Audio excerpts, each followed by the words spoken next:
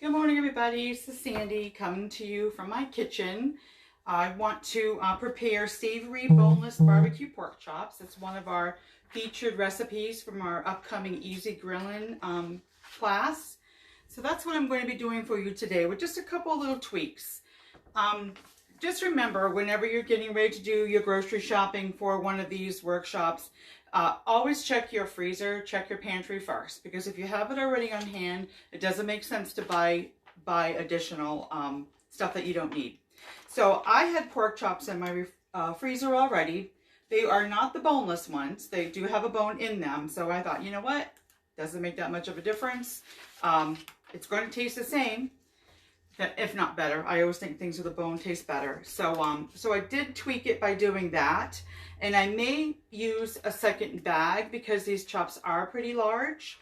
The package said it was about a little over 3 pounds, but of course the bone's in there, so I took that into consideration.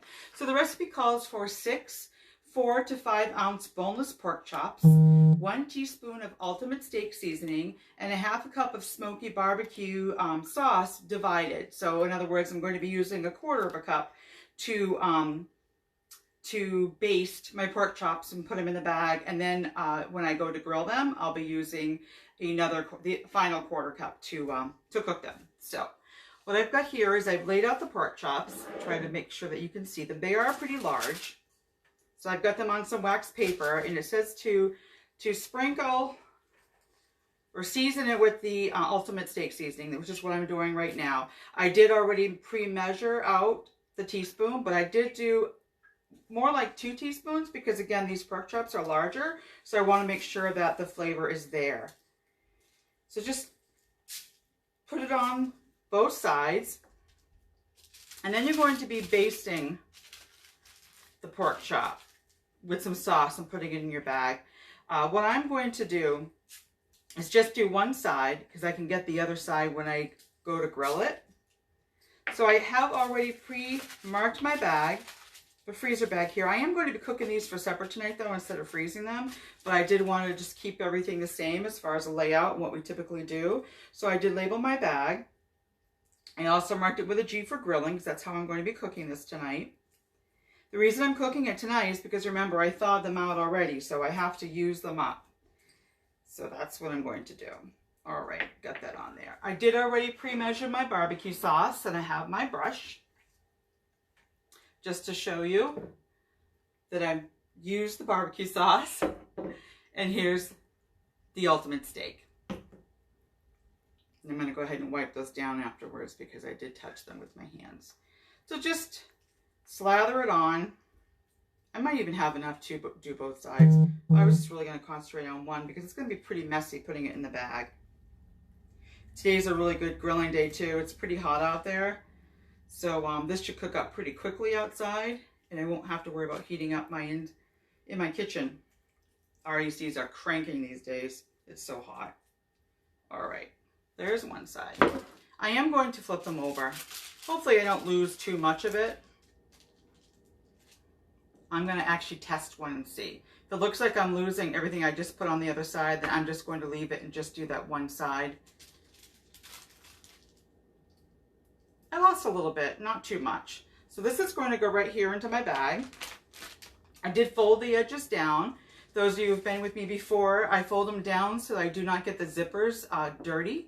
It makes it easier to seal if you don't have anything keeping you from closing it up all the way. Here's my second chop. I do have a second bag going, so I am going to do that. So I'm just going to quickly wipe my hands. And pull this bag out. I'll unroll it so you can see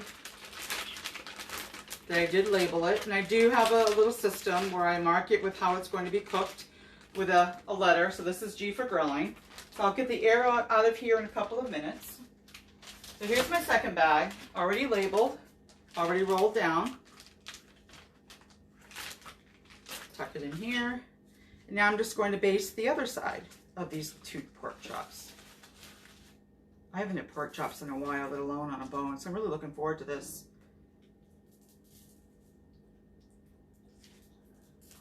Here's one. here's the last one. What I'm probably going to do also is I have some asparagus, so I'm going to throw that on the grill with it later, unless someone decides they want another vegetable. We'll take a family vote on it, see what we're going to do. What you're supposed to do also is, remember I divided this, so it was 1/4 cup of barbecue sauce. It was a 1/2 cup total is what you need. So they suggest that you put the remaining sauce in a quart-sized bag and put all the bags together and put it in the freezer. I don't like to do that because I don't want to lose any of that sauce whatsoever. So I'm going to just keep it in my bottle because I also have a backup if I were to run out. But I'm going to keep it in the bottle and I will baste it with this when I cook it on the grill tonight. So that is all that I have for you this morning with this recipe. I do have another one I'll be coming back with a little bit later, and that's also pork. It's a pork tenderloin, and that one will be going in my freezer.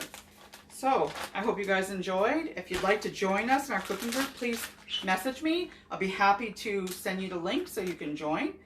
And you can see what we do. We have all kinds of tips in there. We have chefs from different places in the United States that volunteer their time, and they do a food demo, just like what I'm doing right now. And they have tips also to share. We share recipes, but you're welcome to join us. So if you'd like to, let me know. Have a great day. Thank you.